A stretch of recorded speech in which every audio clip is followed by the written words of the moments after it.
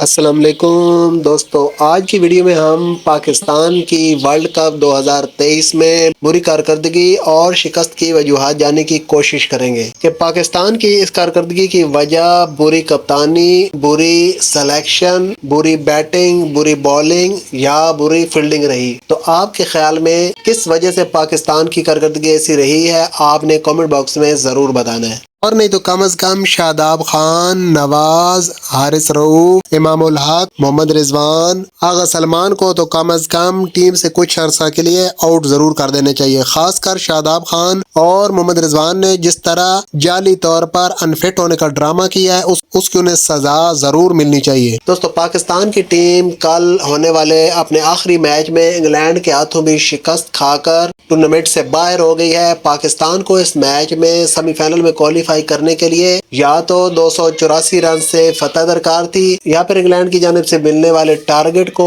6.4 over میں چیز کرنا تھا۔ تو پاکستان کی ٹیم سیمی فائنل میں کوالیفائی کرنا تو دور کی بات، میچ جیتنے میں بھی ناکام رہی۔ پاکستان کے بولرز اس پورے ٹورنامنٹ میں، چاہے وہ فاسٹ بالنگ ڈپارٹمنٹ ہو یا سپن ڈپارٹمنٹ ہو، دونوں میں پاکستان کی ٹیم بالکل ناکام رہی ہے، اور پاکستان کے بالروں نے ہر ٹیم کے خلاف کھلے دل سے سکور دیے ہیں۔ حارث رؤوف، جن کی کارکردگی انتہائی بدترین رہی ہے اور وہ ورلڈ کپ کی تاریخ کے بدترین باؤلر بن گئے ہیں، انہوں نے ورلڈ کپ کی تاریخ میں سب سے زیادہ رنز دینے کا ریکارڈ اپنے نام کر لیا ہے۔ اس سے پہلے ورلڈ کپ میں سب سے زیادہ رنز دینے کا ریکارڈ عادل رشید کے پاس تھا، جو انہوں نے 2019 کے ایڈیشن میں 526 رنز دیے۔ تو حارث رؤوف نے ان کا ریکارڈ توڑتے ہوئے اس ورلڈ کپ میں مجموعی طور پر 533 رنز دیے ہیں، اور سب سے زیادہ 16 چھکے کھانے کا ریکارڈ بھی اپنے نام کر لیا ہے۔ حالانکہ ان کی کارکردگی ایشیا کپ میں اور اس سے پیچھے ہونے والے میچز میں بھی کچھ خاص نہیں تھی، اس کے باوجود کیپٹن بابر اعظم نے انہیں ٹیم میں ورلڈ کپ کے لیے سلیکٹ کروایا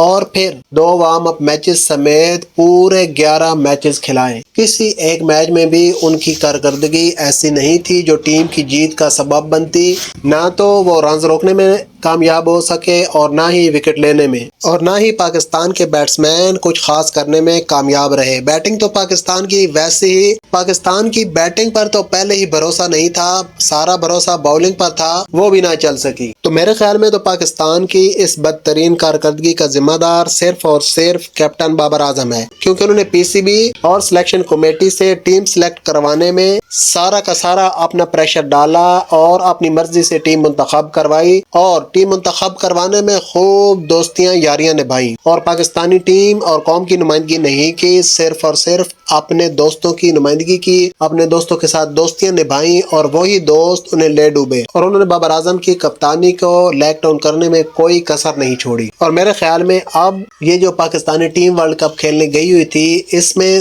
فخر زمان اور ریزرو پلیئر جن میں ابرار احمد، زمان خان اور محمد حارث کے علاوہ باقی سبھی پلیئر کو کم از کم 1 سال یا 6 ماہ کے لیے بین کر دینے چاہیے، تاکہ انہیں نصیحت حاصل ہو سکے کہ یہ ان کے باپ کی ٹیم نہیں ہے بلکہ 23 کروڑ عوام کی ٹیم ہے۔ اور بابر اعظم صاحب جو کہتے تھے، جب سلیکشن کے متعلق ان پر سوال کیے گئے تو وہ کہتے تھے میں نے ٹیم سلیکٹ کروائی ہے اور میں ہی ذمہ دار ہوں، اور ہم اس چیز کا جواب گراؤنڈ میں دیں گے۔ تو وہ جواب جو بابر اعظم کہتے تھے وہ تو اب پاکستانی قوم کو مل چکا ہے، اس لیے اب ان کھلاڑیوں پر 6 ماہ یا سال کا بین کر دینے چاہیے۔